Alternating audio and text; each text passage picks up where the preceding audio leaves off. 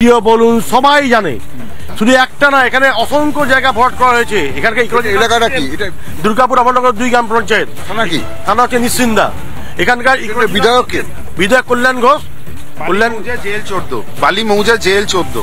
তো আপনাদের এখানে যদি হচ্ছে ওগুলো কি মাটি ফেলা হচ্ছে? মাটি ফেলা, মাটি ফেলছে, সব মাটি ফেলছে। আচ্ছা, আপনি বলছেন আদালতে যাব, পিআইএল করতে গেলে কত খরচা? আমরা ছাপোষা মানুষ, আমাদের পক্ষে পিআইএল এর খরচা চালানোটা সম্ভব?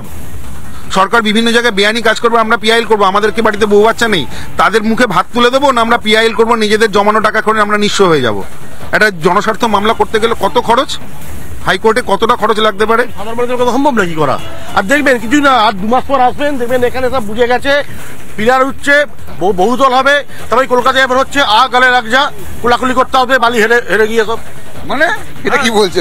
গালে লাগছে হচ্ছে, গালে লাগছে। বাড়িগুলোর কি অবস্থা? এটা কোলাকুলি করতে আসছে, হেলে পড়ছে বাড়ি, এখানেও তাই হবে।